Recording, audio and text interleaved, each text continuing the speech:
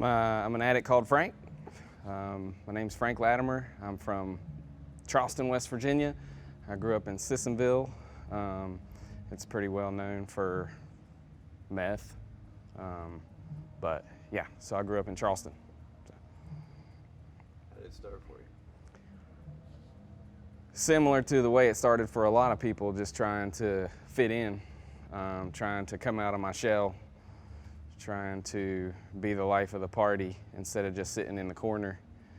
And then at a certain point, I think I had an injury. I had a shoulder injury, and I was put on some pain medication. When the shoulder injury didn't hurt anymore, I realized how good that medication made me feel when I still had some left. And then I didn't have any left, and so I continued to seek that out, and it just kind of spiraled from there. Took a while, but it got pretty bad. On more over-the-counter? Yeah, and then at a certain point, they were no longer, really distributing Roxy 30s and the pills that people would like to use, and so it was cheaper and more efficient to buy heroin. So that's what I ended up doing. And then meth? I didn't do much meth because of where I grew up. I saw it, and I saw what it did to people, And so you would think that it would stand to reason that the other substance would kind of be the same, right? But no, it's not how my brain works. So I thought I would be all right. We talked to some today, a lot of people, about the Florida pipeline as far as bills. Mm-hmm. Is that something that you also... I didn't participate in, but I benefited from it, without a doubt. People making runs? Oh yeah, I had friends, not like directly that I would get things from, but where they would get things from would always be making trips down south or actually to Detroit also, because we're in Charleston and Huntington's right there. Little Detroit, it's Huntington, West Virginia. Right. So. What was the turning point for you to reach out and try to get help?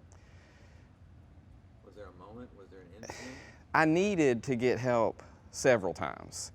I was pushed into trying to get help a few times by family, particularly my wife most recently. But the most recent time, I wanted help. You understand the difference? I couldn't do it for my wife, and I couldn't do it for my kids.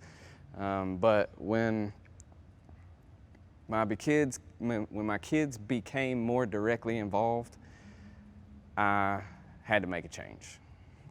And it was painful to me then. It was really painful and evident. So I needed to do something different. What's it like now being sober? Since I have gotten clean, I have lost my license, driver's license, got it back. I go to a 12-step fellowship, and I went to meetings every day, riding my bike, sometimes 20 miles, to make sure that I got there, because that's how important recovery is to me now, because I see people with the ability to be happy and deal with life on life's terms, things that just happen to regular humans without using. And that was amazing to me. I had no experience with that. I have gotten a career. I'm an RN, as a matter of fact, in Charleston.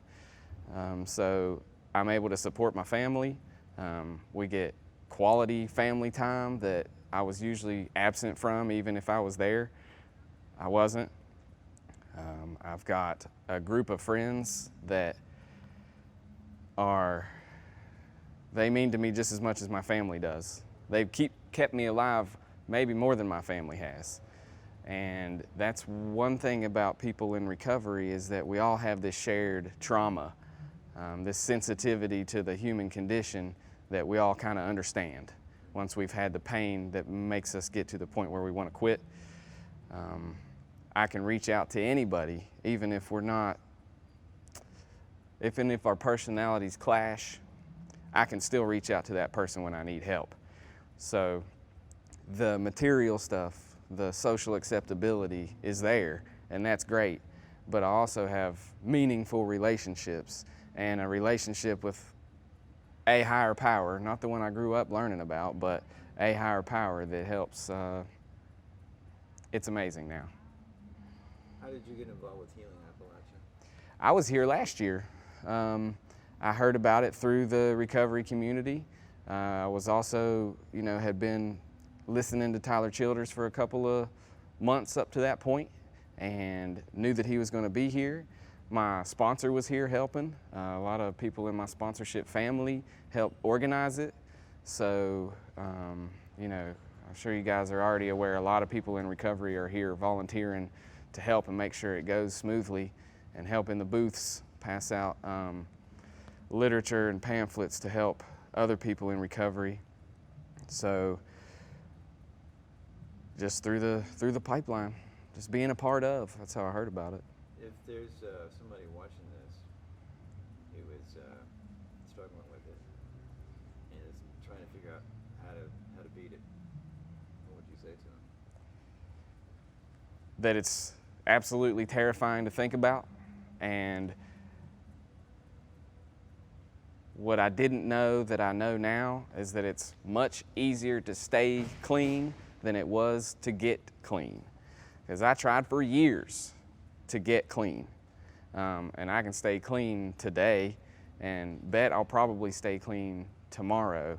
And that sounds very cliche, but you wouldn't have heard me saying this 4 years ago, but it is absolutely 100% true. And there's nothing better than the feeling of knowing that even if things don't get a whole lot better at first, they'll be different. And different is amazing for people like us.